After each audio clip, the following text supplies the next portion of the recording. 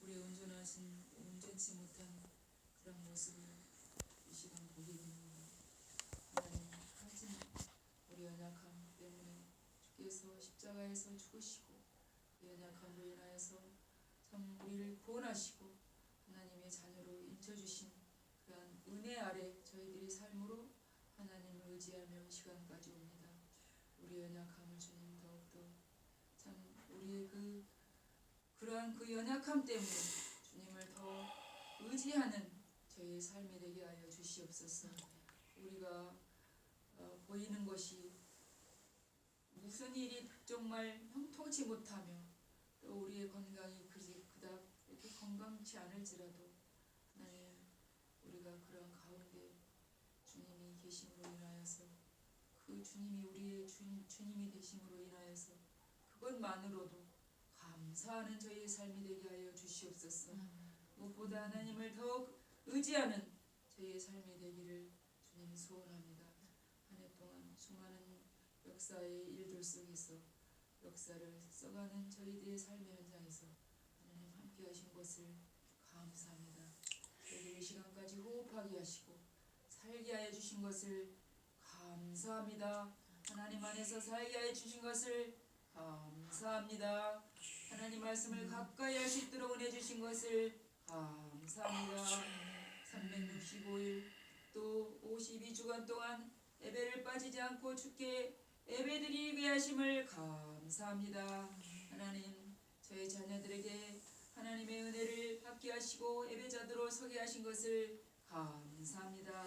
하나님, 저희들이 참 주님께서 올 한 해 저희들에게 해주셨던 것들을 정말로 많이 새기게 하시고 저희들에게 참으로 많은 것들을 주신 것을 저희들이 이 시간 새겨보게 하시고 감사와 찬양과 영광을 돌리는 시간 되게 하여 주시옵소서. 저희 주은혜 교회도 함께 하시고 적은 성도지만 예배가 끊이지 않도록 인도하신 것을 감사합니다. 저희 목사님 낙심치 않게 하시고 성령의 새롭게 하심을 입는 목사님으로 세워주시어서 주의 말씀을 삶의 그 모토로 인하여서 더욱더 하나님 주의 말씀을 힘있게 증거하는 정말 귀한 목사님으로 세우시고 인도하여 주시옵소서. 이 시간도 주께 참으로 예배드린 곳곳에서 하나님 영광 받으시고 하나님 홀로 주님 영광 받아 주옵소서. 감사드리며 예수님 이름으로 기도합니다. 아멘. 하나님 말씀 출애굽기 30장 11절부터입니다. 하나님 말씀 출애굽기 30장 출애굽기 30장 11절부터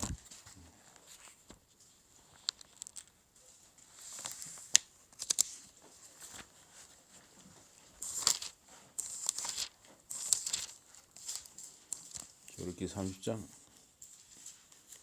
11절에서 16절입니다. 출애굽기 30장 11절에 16절. 여호와께서 모세에게 말씀하여 이르시되 내가 이스라엘 자손의 수요를 조사할 때 조사받은 각 사람은 그들을 계수할 때 자기의 생명의 속전을 여호와께 드릴지니 이는 그들을 계수할 때 그들 중에 질병이 없게 하려 함이라. 13절 다 같이 읽으시기 바랍니다. 무릇 계수 중에 드는 자마다 성소의 세겔로 은 세겔을 낼지니 한 세겔은 20개 하라. 그 한 세겔을 여호와께 드릴지며 계수 중에 드는 모든 자 곧 20살 이상 된 자가 여호와께 드리되 15절 다 같이 읽으시기 바랍니다.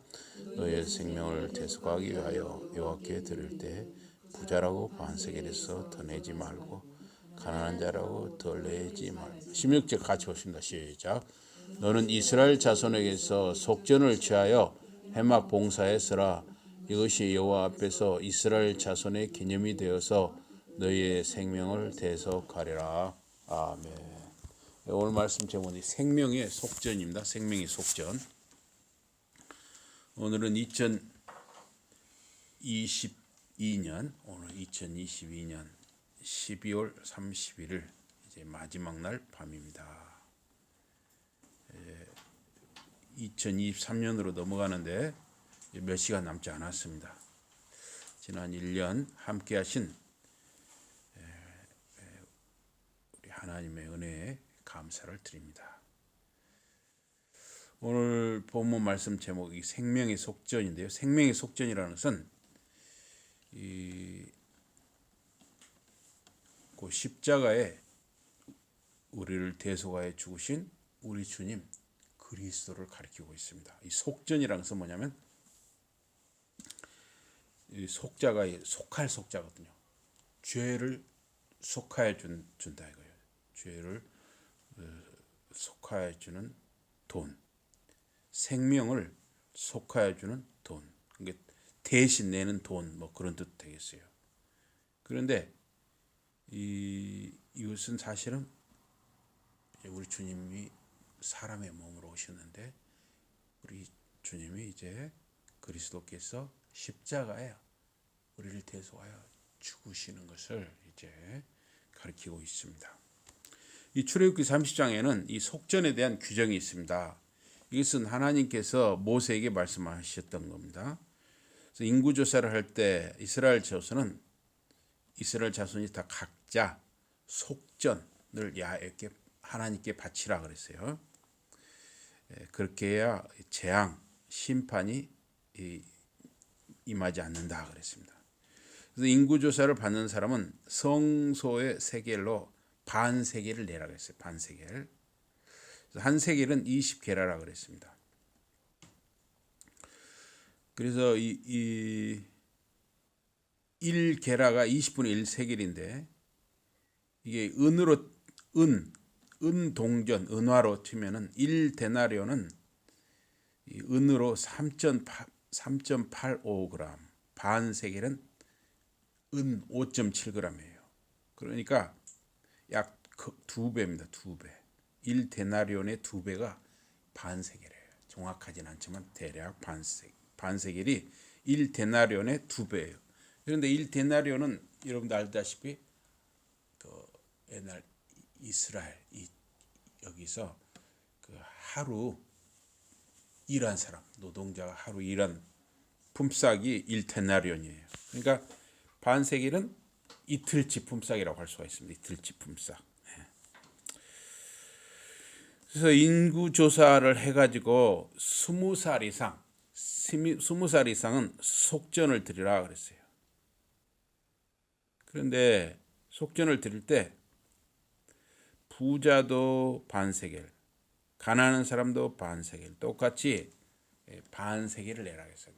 두 데나리온 정도, 이틀치 품삯을 내라 그랬어요. 속전으로.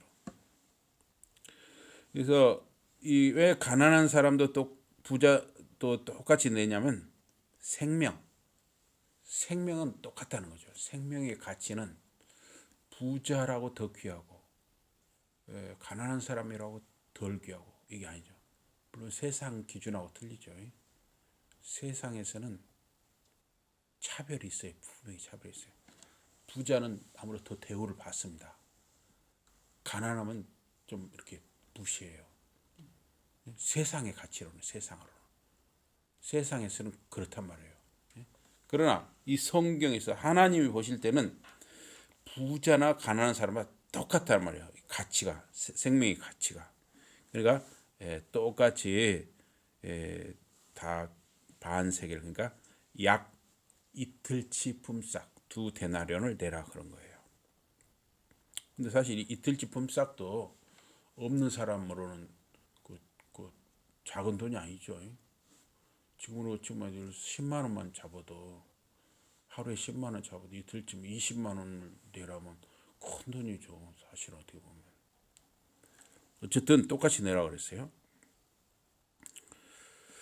이 세상에서는 외모, 겉모습으로 많이 평가를 한단 말이죠. 또 가진 거, 또 얼마나 돈을 많이 가지고 있느냐, 또 신분, 어떤 자리에 있느냐, 또 뭐 얼마나 배웠느냐 이런 걸로 이 세상에서는 평가를 많이 해요. 사실은.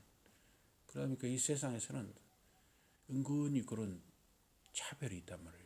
정말로. 그렇습니다. 그러나 하나님은 차별할 수 없다는 것이죠. 하나님까 우리가 믿는 하나님까지 우리를 차별해 버리면 어떻게 되겠습니까?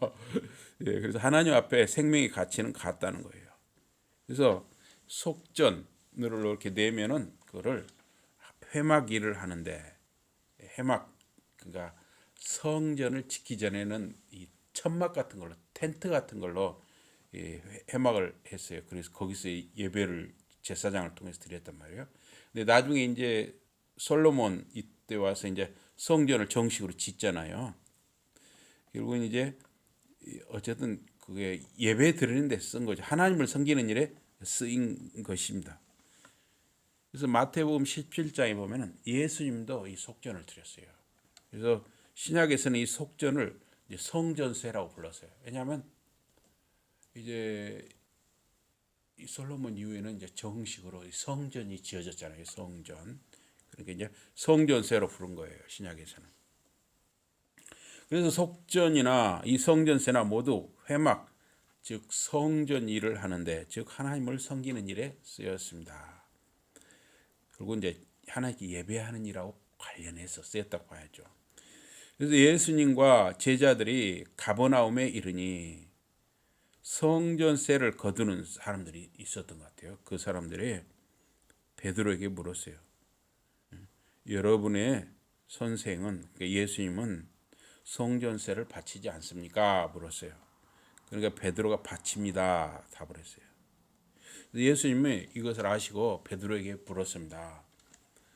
세상 임금들이 관세, 나라의 세금, 관세나 주민세 이거를 자기 자녀에게 받느냐 아니면 일반 사람들 남들에게 받느냐 물었습니다. 그러니까 베드로는 남들입니다. 일반 사람들입니다. 그랬어요. 그러자 주님께서는 그러면 자녀들은 면제된다 그랬어요. 이어서 주님은 그러나 그들이 실족하지 않도록, 그러니까 뭔가 시험 들지 않도록, 실족하지 않도록 네가 바다, 여기서 바다는 갈릴리 호수를 가리킵니다. 그 사람들이 그다지 갈릴리 호수도 보면 상당히 커요. 그리고 또 파도가 칠 때 세게 칩니다. 그런데 옛날에는 멀리까지 안 나가본 사람들이 많아요. 또 바다를 한 번도 안 본 사람들도 많았을 거예요. 그러니까 갈릴리 호수를 그때는 바다라고 한 거예요. 그래서 갈릴리 호수 바다에 낚시를 던져가지고 맨 먼저 올라오는 고기를 잡아서 은전 한 입을 그 입속에서 꺼내라. 그것을 나와 내 몫으로 그들에게 성전세로 대라 그랬어요. 여러분 생각해 보십시오. 내가 지금 이 한 세겔이 필요해요. 한 세겔이 은전, 은화 한 세겔이 필요한데 내가 필요하다고 해서 여러분 이 바다나 호수에 이렇게 낚시를 해서 딱 잡으면 그 입속에서 은하가 우리 마음대로 나옵니까? 나올 수가 없죠. 그러니까 이게 바로 우리 주님 그리스도 예수께서 행하시는 초자연적인 사건이었던 것이죠. 그럼 왜 우리 주님 예수님께서는 이 바다에서 이 호수에서 그 고기를 잡아서 은전 한 세겔을 얻게 하셨는가 하는 것이죠. 하필 왜 바다냐는 거예요. 이거는 이제 그 초자연적인 사건이었는데 아무나 마음대로 이렇게 원하는 은전 한 세겔을 낚시로 고기 위에서 얻을 수 없죠. 우리 주님은 그 하늘과 땅의 주인이시니까 그러니까 그런 일을 하셨죠. 근데 왜 바다냐? 이 계시록에서는 바다에서 뿔이 열이요 머리가 일곱인 짐승이 올라온다. 계시록 13장 1절에 그런 말씀이 나오거든요. 그래서 바다는 혼돈을 상징해요. 혼돈 또한 이 세상을 상징하기도 합니다. 그래서 이 바다에서 올라온 짐승에게 그 용은 뭐냐면 사탄을 상징하기도 하죠. 그러니까 하나님을 대적하는 세력을 상징해요. 이 짐승에게 바다에서 올라온 짐승에게 권세를 준다 하는 게 계시록 13장에 나오거든요. 그래서 이 혼돈 가운데 있는 그 세상을 다스리는 분이 우리 주님이시라는 거예요. 바다에서 은화, 돈 한 세겔이 필요하다고 해서 딱 낚시를 해서 거기서 꺼내는 건 아무나 못하는 거죠. 하나님의 아들이신 우리 예수님만이 그런 일을 하셨어요. 그러니까 하나님의 아들이신 예수님, 결국 하나님만이 이 혼돈된 세상, 이 바다와 같은 이 혼돈된 세상을 다스릴 수 있는 분이라는 거죠. 실제로 예수님이 그런 일을 하셨잖아요. 이 제자들이 지금 갈릴리 호수 이 바다, 이 갈릴리 호수를 이렇게 건너는데 밤에 건너요. 근데 막 파도가 치니까 이 제자들이 이 뒤집히게 생겼어요. 막 파도도 치고 막 바람도 불고 막 하니까 뒤집히게 생겼어요. 지금 엄청 제자들이 고생을 하는데요. 밤에 누가 바다 위를 물 위를 걸어서 오시는 거예요. 얼마나 제자들이 놀랬겠어요. 혹시 무슨 유령이나 귀신이 좀 걸어오는 게 아닌가 놀란 거예요. 근데 주님께서 나다, 놀라지 마라 이렇게 하셨죠. 바다를 걸으신 주님, 바다를 마음대로 다스리시는 주님이죠. 또 이런 일도 있었죠. 이 바다와 관련해서 우리 주님께서 지금 배에서 이 안에 있어 이렇게 한쪽에서 주무시고 계시는 거예요. 배 안에서 곤히 주무시는 거예요. 그런데 막 배가 막 곧 뒤집힐 것처럼 막 파도가 치고 바람이 불고 막 곧 뒤집힐 것 같으니까 좀 제자들이 난리가 났어요. 그래가지고 우리 주님을 깨웠어요. 곤히 주무시는. 주여, 우리가 지금 곧 죽게 생겼는데 우리 주님은 이렇게 곤히 주무실 수가 있습니까? 그랬어요. 그랬더니 우리 주님이 또 일어나시고 말씀하시죠. 믿음이 없는 자들아 하면서 바다여 잔잔하라. 그러니까 막 언제 그랬는지 바다가 이 호수가 잔잔해졌잖아요. 이거는 이 바다와 같은 이 혼돈된 세상을 다스리는 분이 우리 주님이시다 하는 것이에요. 그래서 바다에 낚시를 들여서 이 은 한 세겔을 물고기 입에서 끄집어내도록 하는 그러한 일을 하셨던 것입니다. 그런데 우리 주님 말씀대로 성전의 주인은 우리 주님이시란 말이에요. 우리 그리스도 예수님이시요. 성전의 주인이 예수님이니까 성전세를 낼 이유가 없어요. 사실은 우리 주님께서는. 또한 주님을 믿는 신자들, 제자들도 주인된 하나님의 자녀이니까 사실은 성전세를 낼 이유가 없는 것이에요.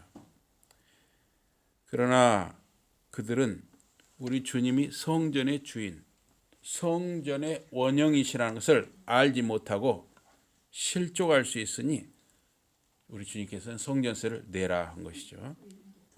사람들이 이 성전에서 장사하는 것을 보시고 우리 주님께서 그 성전에 장사하는 사람들, 또 돈 바꿔주는 사람들을 다 몰아내는 이 성전 정화 작업을 하셨죠. 그러면서 우리 주님께서 이 만민이 기도하는 이 아버지의 집을 왜 너희들이 도적의 소굴로 만드냐 그랬죠. 꾸짖었어요. 그래서 왜 이 성전에서 마음대로 장사를 할 수가 있습니까? 뒤에 그걸 조장하는 사람도 있는 거죠. 뒤에 배경 세력이 있었다는 거죠. 성전 이권 가진 자들, 성전의 대제사장이나 서기관, 바리새인 등 이 종교 지도자들이 그 뒤에 있었던 거예요. 그러면 그 안에서 돈 바꾸는 사람들, 또 거기서 양이나 소 이런 걸 파는 사람들이 또 비둘기도 팔고 또 이걸 다 뒷돈을 그 성전 대제사장이나 서기관 바리새인이 종교 지도자들한테 주고받는 거예요. 서로 이권이 있는 거예요. 그러다 보니까 이 하나님께 예배하는 이 아버지의 집이, 만민이 기도하는 이 아버지의 집이 이렇게 장사꾼들 속을로 도적의 속을로 바뀌어서는 되겠느냐 하면서 예수님이 그걸 책망하신 거예요. 그러나 그 유대인들 그 종교 지도자들은 못마땅하잖아요. 우리 주님이 못마땅하잖아요. 자기들 이해관계가 있는데 그걸 못하게 하니까. 그러니까 이렇게 물었죠. 당신이 무슨 표적을 가졌기에 이런 일을 하느냐? 왜 성전에서 장사하는 사람들 몰아내느냐? 그랬어요. 그랬더니 우리 주님께서 너희가 이 성전을 헐라 내가 사흘 만에 일으키겠다. 이렇게 말씀하셨죠. 그러니까 예수님의 이 말씀에 대해서 유대인들이 오해를 했죠. 어떻게 지금 몇십 년 동안 지은 건데 어떻게 3일 만에 일으키겠느냐. 사실은 예수님은 성전된 자기 육체, 예수님의 육체를 가리켜서 말씀하신 것이죠. 그래서 성전의 주인이요, 성전의 본체이신 분이 바로 우리 주님 예수 그리스도라는 거예요. 그래서 성전의 본체요, 성전의 주인이신 예수님은 성전세를 낼 이유가 없었던 것입니다. 그러나 주님은 그들이 무지해서 실족할 수 있으니 성전세를 내라. 그래서 이적적으로 바다에서 낚시를 해서 물고기 은화 한 세계를 이렇게 가지고 베드로 거, 주님 거 해서 2인분을 반 세계씩 내라 하셨던 거죠. 우리 주님은 갈릴리에 모인 제자들에게 인자가 그 사람들의 손에 넘어갈 것이다. 사람들은 그를 죽일 것이다. 그런데 그는 사흘째 되는 날에 살아날 것이다. 이렇게 말씀을 하셨습니다. 우리 주님은 성전의 주인이시고 본체이시며 생명의 주인이십니다. 우리 주님 자신이 생명의 속전이 되어서 십자가에 우리를 대속하여 죽으신 것입니다. 모세의 장막은 참 하늘 성소의 그림자였습니다. 그리스도는 성소와 참 장막에서 섬기는 분이니 그 참 장막은 사람이 아닌 하나님께서 세우신 것입니다. 히브리서 9장에 나오는 말씀이죠. 그래서 땅의 대제사장은 인간 제사장은 연 1회 지성소에 들어갈 수 있어요. 아무나 들어가지 못하고 대제사장이라 할지라도 그 지성소에는 1년에 한 번만 들어갈 수가 있었어요. 그래서 이 지성소 안에 자유로운 출입이 인간으로서는 불가능했습니다. 그러나 이제 우리 주님이 오셔서 우리 주님 예수님이 오셔서 이제 이러한 제한, 하나님과 교제, 하나님과 만남 이런 제한이 없어진 것이죠. 그래서 우리가 예수 그리스도를 믿는 우리 하나님의 자녀들은 이제 우리가 그 예배자의 그 양심으로 자유롭게 이제 하나님을 섬기게 된 것입니다. 그래서 우리가 제사장, 대제사장을 통하지 않고도 이제 우리를 대속하여 속전이 되어 십자가에 죽으신 예수님을 믿음으로 우리는 아무 데서나 하나님께 직접 우리가 기도할 수 있고 예배할 수 있고 하나님과 우리가 소통하고 교제하게 된 것입니다. 그래서 구약 의식 제사는 반복해서 매년 제물을 드려야 했어요. 반복해서 드려야 했어요. 그러나 우리 그리스도께서는 단번에 자기 자신을 예수님 자신을 전부를 드리는 충분한 제사를 이루었어요. 단번에 반복해서 드릴 이제 필요가 없게 된 것입니다. 레위 제사장은 자기 자신의 죄와 백성들의 죄에 대해서 소와 염소의 피로 대속이 요구되었어요. 그러니까 제사장이라 할지라도 소나 염소의 피로 반복해서 죄를 용서해 주세요. 이런 일이 반복돼야 했던 것입니다. 반면에 우리 주님 그리스도는 자기 자신을 제물로 드려서 택한 백성의 죄를 대속하여 최종적으로 자신의 피를 십자가에서 드리신 것입니다. 그래서 이 구약의 의식법, 이 제사법은 일시적인 성격이었습니다. 다가올 좋은 일들의 그림자였으니 그리스도께서 영원한 구속을 이루셨습니다. 구약의 제사는 일시적으로 인간의 죄를 가려주었지만 온전하지 않았습니다. 그래서 반복해서 제사를 드릴 수밖에 없었어요. 반면에 그리스도는 그 첫 번째 제사, 구약 제사를 폐하시고 그리스도 자신의 두 번째 제물, 자신을 드리는, 그리스도 자신을 드리는 이 대속의 제물을 통해서 택한 백성인 저와 여러분을 온전히 성결케 하신 것입니다. 그래서 예레미야 31장 31절 이하에 보면 새 언약에 대한 구약 약속의 보증을 말하고 있습니다. 나는 나의 율법을 그들의 가슴 속에 넣어주며 그들의 마음판에 새겨 기록하여 나는 그들의 하나님이 되고 그들은 나의 백성이 될 것이라.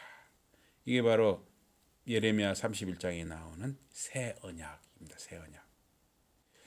그래서 율법을 마음속에 새기는 것, 여러분과 제 마음속에 새기는 것은 성령을 통해서 가능한 것입니다. 성령.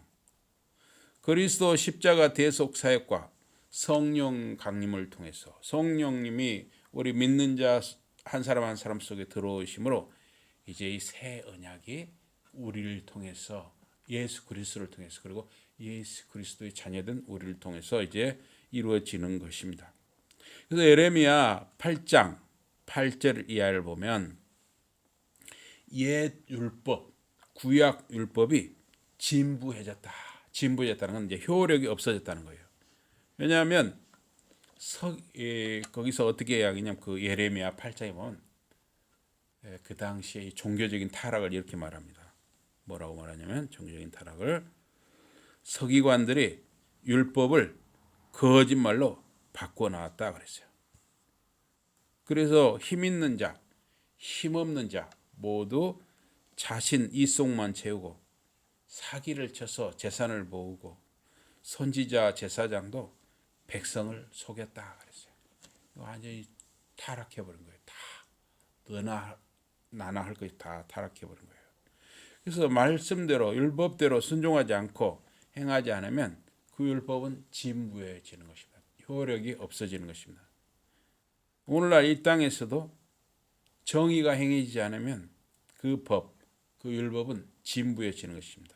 효력이 없어지는 것입니다. 예를 들어서 아무도 교통법규를 지키지 않으면 그 법규는 무의미해지는 것이죠. 효력이 없어지는 것과 같은 거죠. 히브리서 10장 5절에서 7절은 이 시편 40편 6절 이하를 인용해서 기록을 했는데 하나님은 제사와 예물을 원하지 않으셨습니다. 하나님은 번제와 속죄제를 기뻐하지 않으셨습니다. 나는 주님 하나님의 뜻을 행하러 왔습니다. 그리스도께서 자기 몸을 단번에 들이심으로 우리는 거룩하게 되었습니다. 히브리서 10장에 나오는 말씀이죠. 그리스도의 구속 사역을 통해서 이 새 언약이 성취된 것입니다.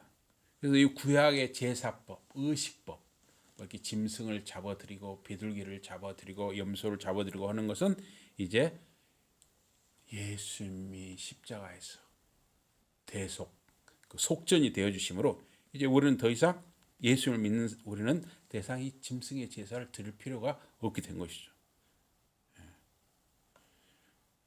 그러나 도덕법, 이 십계명, 부모를 공경하라든가 이웃에 대해서 거짓말하지 말라든가 도적질하지 말라든가 하나님만 섬기라든가 이런 도덕법, 이 십계명은 구약 백성이나 신약 백성이나 똑같이 유효하고 지켜야 하는 것이죠. 지금도 여전히 지켜야 하는 것입니다.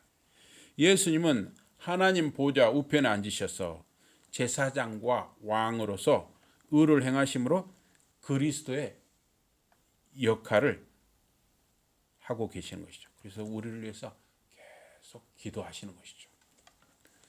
그리스도는 손으로 만든 성소가 아니라 하늘 성소 그 자체에 들어가셨습니다. 그리스도는 거룩하고 흠이 없고 오염이 없고 분리되고 높아지셨습니다. 하나님 보좌 우편에서 우리를 위해 기도하시는 것이죠.